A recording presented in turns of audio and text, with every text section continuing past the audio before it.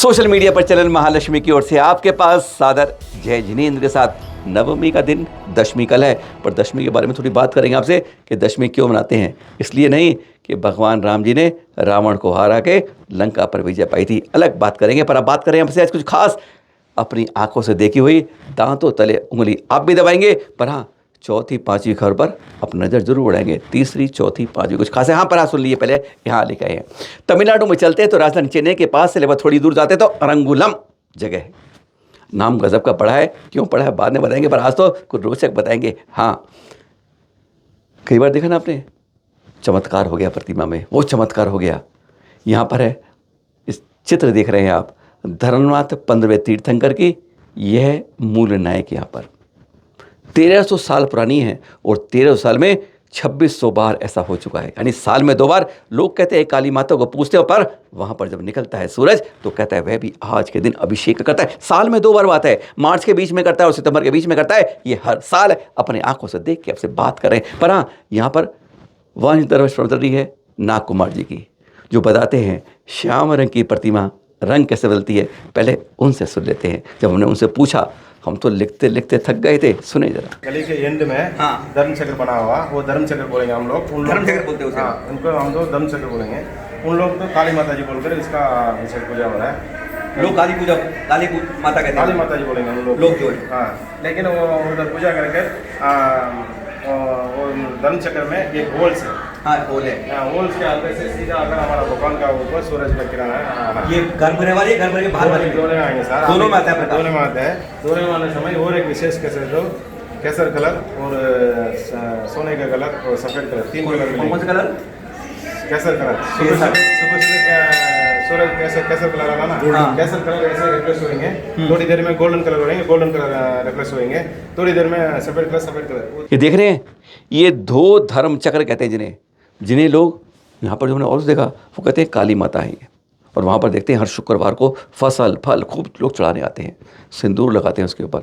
और ये वास्तव में 2 धर्मचक्र उत्तरायण और दक्षिणायन के, एक तो अब टूट गया है, कहते हैं तोड़ दिया टूट गया है। उसकी देख रहे हैं लगभग इतना बड़ा छेद है, आप कह सकते हैं 4 इंच का। सूरज कितनी दूर से आता है पता नहीं, जरूरत नहीं, पर इस चक्र से लेकर मंदिर तक का 500 मीटर का फासला कैसे करता है।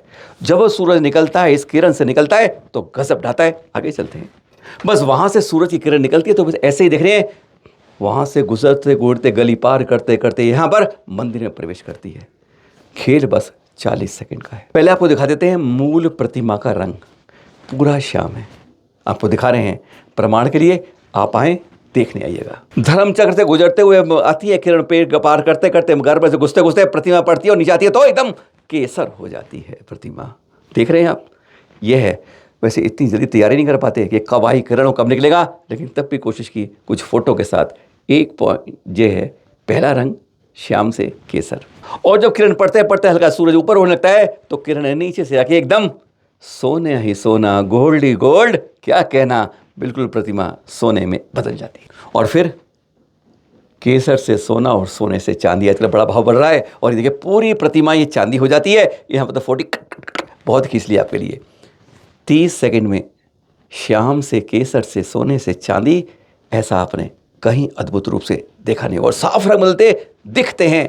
यही तो कहते हैं दुनिया के अजूबे धर्मनाथ जी की प्रतिमा में आज भी दिखते हैं। 1300 साल से साल में 2 बार। 72 करोड़ 700 मुनिराजों के मोक्ष की स्थली समझ गए गिरनार की बात कर रहे हैं। देख रहे हैं आप, ये आज सुबह ही सुनवाई हुई थी। हर बुधवार चल रही है, पिछली बार तो एडजर्न हो गई थी, इस बार भी, क्योंकि अब 30 क्षेत्र कमेटी और हमारी तरफ जैन धर्म संरक्षण का केस तो चल रहा है। उसमें एक तरफ से हमारे जो एडवोकेट सुनील कुमार जी, उनको जिम्मेदारी दी है। तो उसी बारे में एक प्रस्ताव बना है 18 बिंदु का, जिसमें चिंता मत करिए जैन समाज के हित में है। उसके बारे में एक होकर चलने के लिए आज की तारीख ली गई है अगले बुधवार की।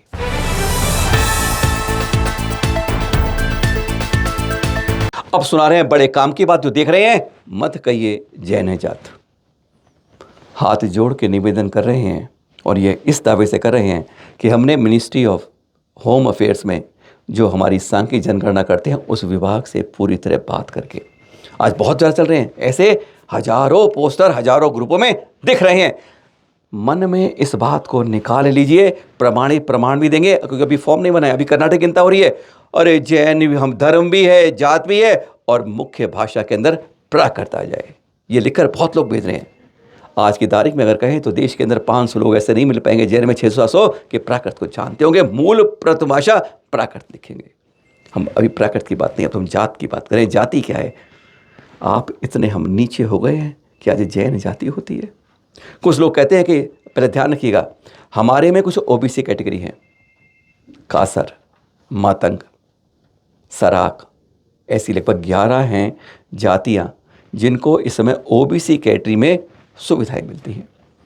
अगर जैन धर्म को अपने जैन धर्म से आपको अल्पसंख्यक का दर्जा मिलता है, जाति नहीं। जाति के अंदर आपको सुविधाएं मिलती हैं, ओबीसी कैटेगरी है, एससी है, एसटी है। एससी में एक बार कुछ लोग कह रहे हैं, एससी शेड्यूल कास्ट में जैन धर्म में कोई भी एंट्री नहीं है। अगर आप में से किसी को सुनाई देता है कि हम शेड्यूल कास्ट में आते हैं और हम जैन हैं, तो कृपया बताएं, हम उस पत्र को लेकर जाएंगे मंत्रालय में। और इस समय आ गया है, क्योंकि अभी तक, पिछले से लेकर अब तक, कोई ऐसी, सिख में भी है, मुस्लिम में भी है, हिंदू में भी है, ईसाई में भी है ऐसी कैटेगरी, लेकिन जैनों में ऐसी कैटेगरी अभी तक नहीं खुली है, क्योंकि शेड्यूल कास्ट में कोई भी जैन नहीं आता है। यह सरकार की दस्तावेज कहते हैं। अब आती है जाति की बात। अगर जाति में उन्होंने जैन लिख दिया तो कासर, सराक, मातंग, ऐसी कई जातियां हमसे हट जाएंगी, और फिर एक जैनों के बारे में और गिनती कम हो जाएगी। जाति आपकी अग्रवाल है, पोरवाल है, खंडेलवाल है, ऐसी बहुत जातियां हैं। इसलिए बार बार कहने के बाद भी बता रहे हैं कि जो लोग आंख बंद करे पोस्ट भेज रहे हैं, भ्रामक पोस्ट हो जाती है। जैन धर्म है, जाति नहीं। इस बात को एक गांठ मान लीजिए, और इसके बारे में खुलासा जब फॉर्म आएगा आपको पूरा बताएंगे। आज इतना ही काफ़ी है। ऐसी पोस्टों को प्लीज़ फॉरवर्ड मत कीजिए। एक दूसरी भ्रामक पोस्ट, बहुत खतरनाक, कि पीले रंग में अब जैन फूड सरकार ने कर दिया है। समझ नहीं आता ऐसे कौन से हमारे ज़्यादा बुद्धिमानी लोग आ गए हैं जो इस तरह की भ्रामक पोस्ट, प्लीज़ आंख बंद करके कभी फॉरवर्ड मत कीजिए, कभी मत कीजिए। कोई उपलब्धि नहीं है। कभी आपने देखा है लाल नॉनवेज का, ग्रीन वेज का, FSSAI वह करती है प्रमाणित, 2 ही हैं। और ये पीला जो है ना, ये भी करा गया है, तो यह है क्या कहा, जैन। जिसको जैन नहीं खाते, जिसको वेज नहीं खाते, वह है पीला रंग अंडे के लिए। और आप लोग अंड के आगे किस, पता नहीं कौन है ऐसे बुद्धिमान लोग कि जिन्होंने पीले रंग आगे जैन फूड लिखकर पोस्ट करना शुरू कर दिया है।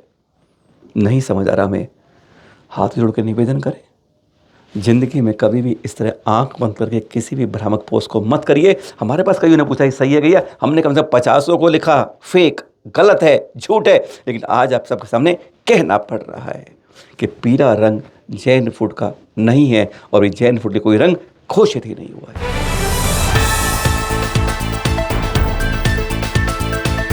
और अब भारतवर्षीय दिगंबर जैन तीर्थ क्षेत्र कमेटी के बारे में बात करते हैं, जो 22 अक्टूबर 2026 से 22 अक्टूबर 2027 तक अपना शतक रजोत्तर वर्ष मना, यानी 125 साल जिसको हो रहे हैं।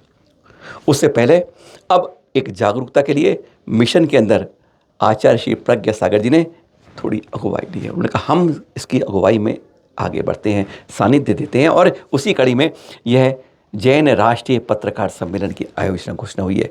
बावली एनक्लेव में जहाँ चतुर्मास चल रहा है, उस कमेटी ने कहा है हम भी इसका साथ देंगे, और 25 और 26 अक्टूबर नोट कर लीजिए, शनिवार और इतवार को एक राष्ट्रीय स्तर का जैन पत्रकार सम्मेलन आचार्य श्री के सानिध्य में आयोजित होगा। संपादक संघ है ना, शैलेंद्र जी का, अखिल जी इसमें अध्यक्ष महामंत्री हैं, उनकी अगुवाई में, उनके सहयोग से इसका आयोजन बाहुबली एनक्लेव में किया जाएगा। दिल्ली के तीर्थों के दर्शन भी कराए जाएंगे, और 4 विषय हैं जिनके बारे में उन सब पत्रकारों को अपने अपने ओरिजिनल आर्टिकल लिखने होंगे। GPT चैट से नहीं, AI से नहीं, कट पेस्ट से भी नहीं, मूल अपने विचार। और आचार्य श्री ने कहा है मैं उनमें से देखूंगा सर्वोत्तम क्या है, और तीर्थ जमुना ने कहा है कि हम उसको तीर्थ वंदना प्रकाशित करेंगे। साथ में मौका है सब पत्रकारों के लिए, जागरूकता के लिए, जनसंख्या क्यों कम हो रही है, कैसे बढ़े, और किस तरह से जैन संस्कृति के बारे में, अगर जैन नहीं है विदेशों में, उन तक कैसे पहुँच रहे हैं। ऐसे 4 हैं विषय, आपको बता देंगे क्या कहा इस बारे में आचार्य श्री ने, प्रज्ञा सागर जी ने। सुनते जरा उन्हीं के मुख से। राष्ट्रीय लेवल में यहाँ पर पत्रकार सम्मेलन होने जा रहा है बाहुबली एन्क्लेव दिल्ली में। और यह पत्रकार सम्मेलन 2 दिन का होगा अक्टूबर में। आप सब लोग इसमें उपस्थित हों। और इसकी आवश्यकता इसलिए है कि जब हम आपस में बैठते हैं तो अनेक समस्याओं का समाधान निकलता है। पत्रकार लोग ही इस प्रकार से हमारी इस बातों को आगे तक पहुंचा सकते हैं जिससे समाज की हर समस्याओं का समाधान हो सकता है। बहुत सारी ज्वलन समस्याएं हैं। एक तो हमारे तीर्थ क्षेत्रों का उद्धार कैसे हो, तीर्थ क्षेत्र कमेटी हर तीर्थ का किस प्रकार से ध्यान रख सके, इस विषय में चर्चा आदि होना चाहिए। और मेरा तो ये मानना है कि प्रत्येक मंदिर में तीर्थ की एक गुल्लक होना चाहिए, क्योंकि हम लोग अपने मंदिर में जाके दान तो देते हैं, लेकिन जो हमारे प्राचीन तीर्थ है उसके लिए कैसा उसका संरक्षण संवर्धन हो पाएगा। ये तीर्थ हमारे बुजुर्गों ने और हमारे आचार्यों ने ये बना के गए हैं, उनका संरक्षण संवर्धन करना ये हमारा प्रथम कर्तव्य होता है। इस विषय में चर्चा करेंगे। दूसरा, जो हमारा समाज की जनसंख्या घटती जा रही है उसके विचार में भी उसके विषय में भी यहाँ पर कुछ बातें होंगी। और जो हमारा जैन धर्म के महावीर स्वामी के, आदिनाथ भगवान के, तीर्थंकरों के अनुयायी कैसे बढ़े, जैन ही नहीं अजैन भी अंतर्राष्ट्रीय स्तर पर इसे फॉलो करें, इस विषय में गहन चिंतन की आवश्यकता है। इन तीनों के उद्देश्य को लेकर के यहाँ पर पत्रकार सम्मेलन होने जा रहा है। दिगंबर जैन समाज बाहुबली एन्क्लेव यह समाज है कार्य करने जा रही है और हमारे शरद जी जो हैं इसमें विशेष रुचि रख रहे हैं। मेरा सबको आशीर्वाद है आप सब लोग पहुँचे और ये बातें जो है आगे तक पहुँचाएँ, जिससे हमारा जैन धर्म जो है बहुत आगे पहुँचे।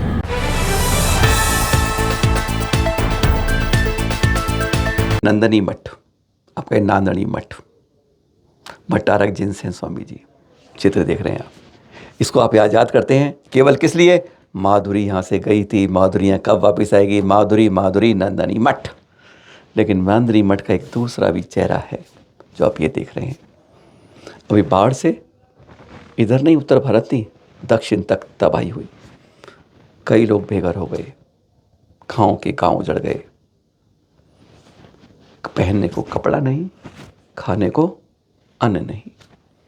नांदनी मठ ने उसमें लोगों से अपील की और सोच जन जन तक पहुंचने का ये एक रूप से कहते हैं भगवान आते हैं तो अपने रूप में नहीं आते, किसी अन्य रूप में आते हैं। कुछ इसे दिखता है जब कहते हैं प्रकृति की मार पड़ के ऐसे हो जाते हैं, घर से निकल कर बेघर हो जाते हैं, तो उनको सहयोग के लिए इस तरह आते हैं। और यह रूप है दूसरा, केवल माधुरी नहीं, सहयोग का बाढ़ पीड़ितों के लिए, उन लोगों के लिए जिनको आज अन्न नहीं मिल रहा था।